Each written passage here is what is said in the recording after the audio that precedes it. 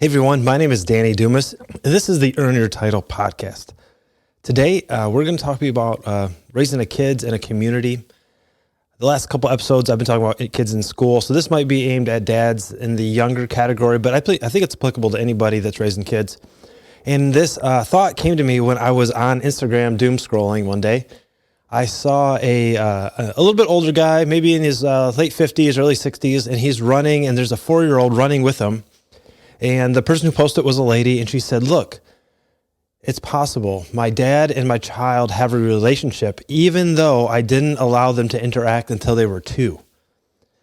And it went into, if you read the information underneath the post, it was, I was worried about some viruses and disease when they were younger, and I just thought it would be better if I could isolate my child until I was for sure that they were healthy and just not have her parents, her dad, interact with them, pick them up, till they were 2 years old. And it really hit me, like, well, is this a thing? So I kind of did a little bit of research, and if you type, should people hold my baby? Man, there is a lot of opinions. And like I started thinking about some families I know. I know a family that they didn't get to hold their grandkid until the baby was 1 year old. That was really different from the way I grew up. It was really different from the way my wife grew up. And so I started looking into, what is appropriate. So let's start with, newborns. When your baby is born, so if you're a new dad or getting ready to be a new dad, I know it's scary, and I know there is a lot of information out there, and your baby's born. And I will say in that first 2 to 3 months that there is a risk of your baby developing an infection, an illness, bacteria, viruses, because they don't really have a developed immune system. So I'm totally for, in that first 3 months, 4 months, if your baby's preemie, maybe even longer, to limit access, to ask your family, hey, can we not kiss them on the face? If you want to give them a kiss them on the foot. I think that's acceptable. That's understandable. Your wife and you are, you're recovering, she's recovering, and that's tough. But once you get past the point where viruses, bacteria, disease is a huge risk, then I think you have to start thinking of what do you want for your kid in general and overall. And for me, and I'm going to try not to be like judgy and just say, this is what has worked for me. I'm not a psychiatrist and I'm not a doctor, so I'm not giving out medical advice. But for me, in the way I grew up and the way my kids have grown up, giving them access to a large group of people, to dozens of people that held them, interacted with them, talked with them, I feel like has truly made them well-rounded individuals. Where I look at, and I've got some friends that have kids that were sheltered, we'll just use that word, and they're not as interactive. They're not as, their ability to talk to strangers and interact with grown-ups is severely limited. And I know we're scared, right? COVID, I think we're all coming out of COVID with this worry. And I have a friend, he was talking about his son and daughter getting hurt, and he has a saying, he's like, are you hurt or are you injured? If you're hurt, no big deal, we'll brush that off. If you're injured, we need to go to the hospital.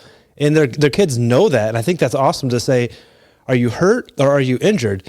In addition to that, I think as parents, we need to say, is this scary or is it dangerous?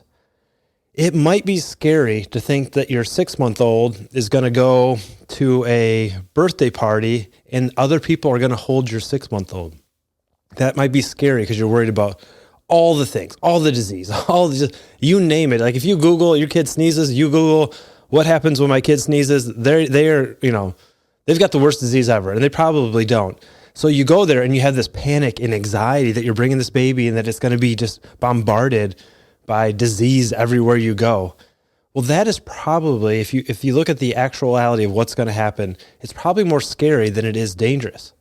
Where if you think, what are the benefits? The benefits are that your baby knows that it can receive comfort from people that aren't you. And when you have your first kid, it's not too bad because it's just you and the baby and you can take care of all of its needs.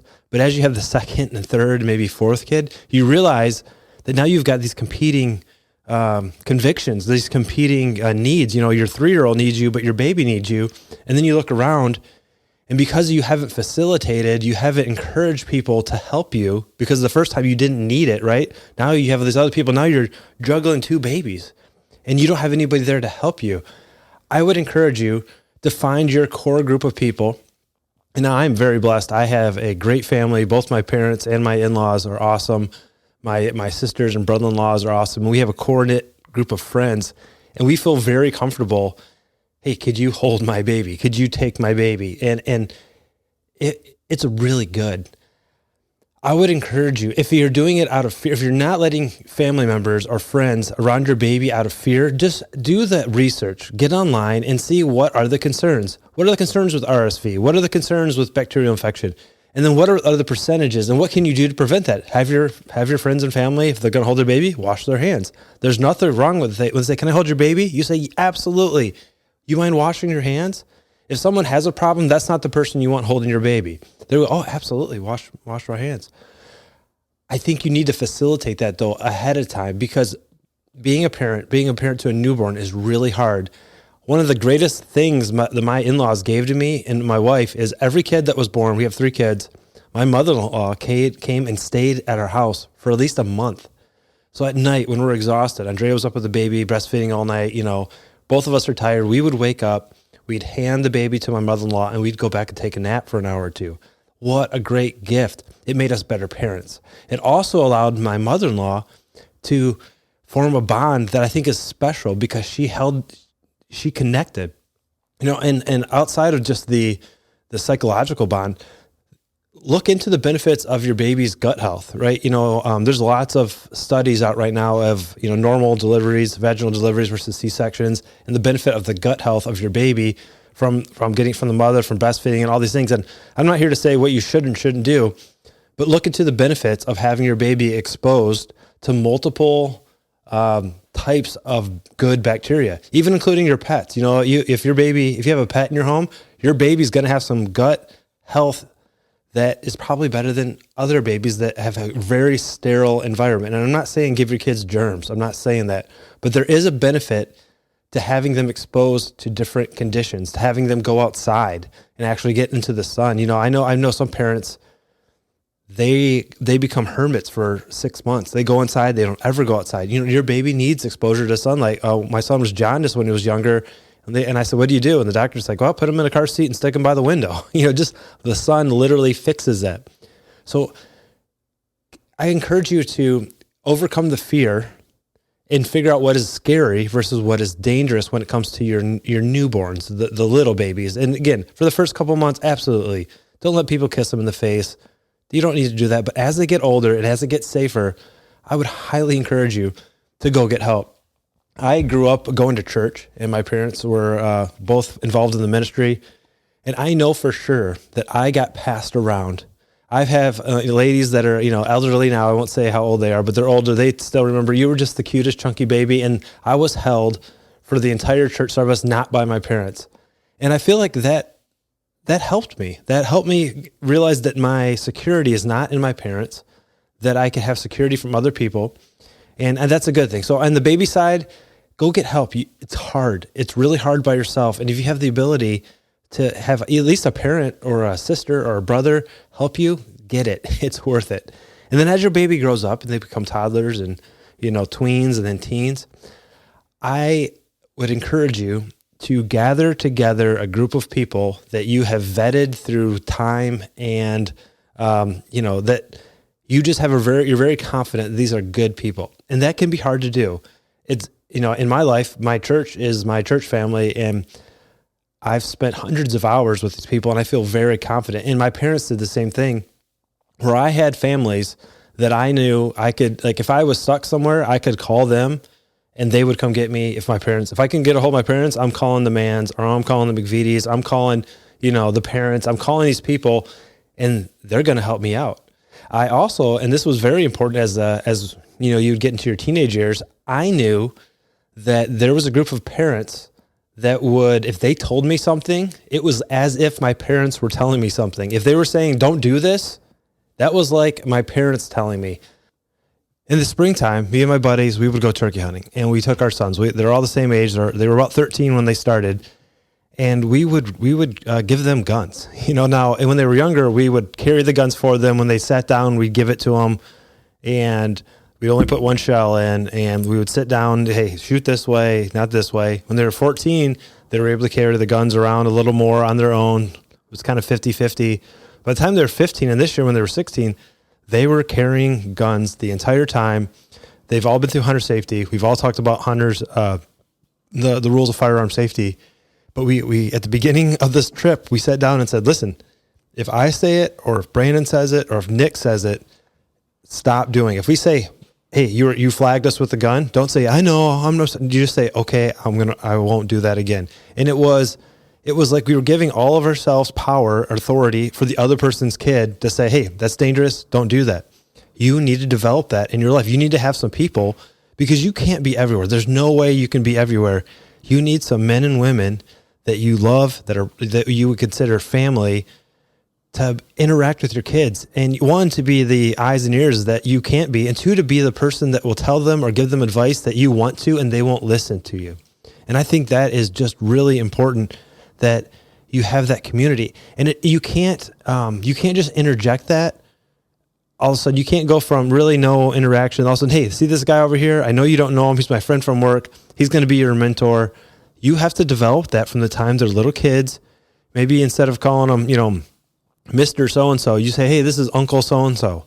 And even though he's not your brother, or this is Aunt so-and-so, you need to develop that. And I think it really goes a long ways to creating a strong, independent young person that can realize they can get away from you and still feel safe, still have security, become their own person, because they're surrounded by a community that means something to them. And that is something that you need to curate. It's something that you have to put effort in and thought into who that's going to be. And then you have to go and spend time around them when your kids are little. And it's hard. It's hard to do that. And it's a little scary. We have a mixed culture in my family. My wife is Latin and I'm American. And for me, I went to my friend's house. One of my friend Dwayne, I bet I spent 400 nights in my life spending the night at his house. My wife, they didn't ever go anywhere, because in the Latin culture, you're not spending the night. You can go hang out, but you're not spending that. And my kids are probably way more Latin when it comes to going to friends' houses, spending time. And that's okay, because we've curated that we're going to spend time with these people all as a family, as they're going to go out and play. We vacation together, right? We go on trips together. We do adventures together. And I just think it's really important. So whether you're a brand new dad, or you're raising, toddlers, or maybe you're even in teenage years, I want you to go out and find your community, find your village, find your people. Let them know, hey, what you say, I think is important to my kid. And I want you to speak life into them. I want you to be encouraging to them. And if they're doing something stupid, I want you to stop them. You have permission to just straight up tell them they're wrong. And I think that's a really great way to live. I don't want to live out of fear of these things that are unknown strangers and what could happen. The world is hard enough when for real problems. To put fear into your life over, my 5-year-old's going to get sick because they go to someone's house and they don't, I don't know, they didn't get vaccinated and I think they should have. I just don't think that's something that's scary. It's not dangerous. So let your kids do things that maybe are scary. I love it. My youngest, super independent. When we go to Culver's, which is it's a restaurant in the Midwest, but you order the food and you sit down, they bring it out to you, so you don't have a waiter. The kids get a free ice cream. And since she was little, since she could walk and barely talk, she wanted to do it herself. And we give her the coupon. She walks up, she hands it to the lady or the guy taking her order. She says, I want chocolate with sprinkles. And we let her do that. We let her go do something that's scary. It's not dangerous. No one's going to kidnap this little girl. We can see her from where we're at, but we let her take those things. So go let your kid, go let them do scary things. Let them go to friends' houses. Let them walk down the street without a phone. Don't track them. That stuff I think is important. Surround them with good people. And I think you're going to be happy with the results when you have a strong, independent person who's eventually going to move out of your basement and allow you to have a little more free time. So I hope you like this. I have a question or a request from you. If you could leave me a review, I would really appreciate it. This podcast is growing. I think as of release of this episode, I'll be at around 15,000 episodes or 15,000 downloads, and that's because of you. And I thank you for that. So if you like this, leave me a review. And as I always say, my name is Danny Dumas, and this is the Earn Your Title podcast, and I will see you later. Bye.